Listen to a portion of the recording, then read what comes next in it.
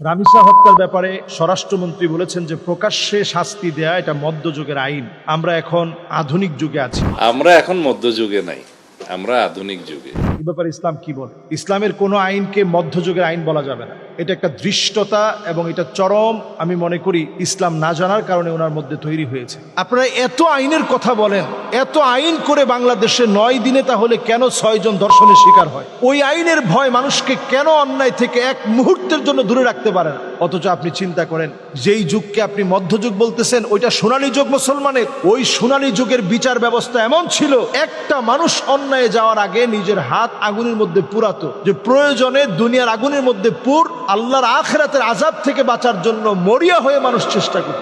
একটা আইন মানুষকে কতদূর এগিয়ে দিতে পারে, গুনাহ থেকে কতটা বাঁচাতে পারে, কতটা আল্লাহ বিরু বানাতে পারে, কতটা মুত্তাকি বানাতে পারে, কতটা পরহেজগার বানাতে পারে। আপনি চিন্তা করেন কেন আজকে আমাদের দেশে এত ধর্ষণ বেড়ে গেছে, কেন বাংলাদেশের আইন শৃঙ্খলা মুখ থুবড়ে পড়ছে?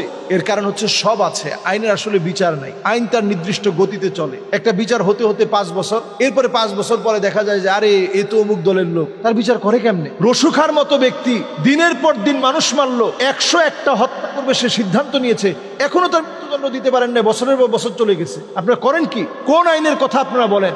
সুশীলরা যে আইনে বিচার করতে চায়, ওই আইনের বিচারে রসুখার মতো ব্যক্তি দিনের পর দিন মানুষ মেরেছে, অভিনব কায়দায় মানুষকে হত্যা করেছে দিনের পর দিন, একেবারে সিরিয়াল কিলার যাকে বলে, তার বিচার বাংলাদেশে হয় নাই। এরশাদ শিকদারের মতো দাগি আসামি, ফাঁসি আসামিকে দিন পর দিন আপনারা বিভিন্ন রকমের ছলচাতুরি করার পরে, সিনেমা তৈরি হওয়ার পরে তারে নিয়ে, এরপরে যাক লোকটার ফাঁসি হয়েছে। ফাঁসি হওয়ার আগে এরশাদ শিকদারের মতো দাগি আসামি বলতেছে যে আমার কোনো অপরাধ নেই, মানে তার কোনো অন্যায় নেই, দুনিয়ায় যা করছে সে খুব ভালো কাজ করছে। এরপরও আমরা আইনের চোখে এই মানুষগুলোর অপরাধী বলে মনে করি না। প্রিয় ভাইয়েরা, বাংলাদেশে আপনি কয়েকটা শাস্তি এভাবে প্রকাশ্যে দিয়ে দেখেন, আপনারা যদি অপারগ হন জনতার হাতে উঠায় দেন যে মানুষটা এত একেবারে পশুত্বের আচরণে নিজেকে এইরকম পশু মনে করে কাজ করতে পারে, তার শাস্তি তো মানুষের নিজেদের হাতে উঠায় করা দরকার। মানুষ কিন্তু মিছিলের মধ্যে বলতেছে তার ব্যাপারে, যদি আপনারা না পারেন আমাদের হাতে উঠায় দেন। এই জন্য আল্লাহর কোরআনের যে বিধান, আল্লাহর কোরআনের যে আইন, ওই আইন অনুপাতে যদি বাংলাদেশে বিচার চালু না করেন আসলে শান্তি আসবেন। এই জেনা, ব্যভিচার, ধর্ষণ, ছিনতাই, রাহাজানি, মারামারি, কাটাকাটি, চাঁদাবাজি, ছিনতাই, এগুলো সব বাড়তেছে, বাড়বে। সুতরাং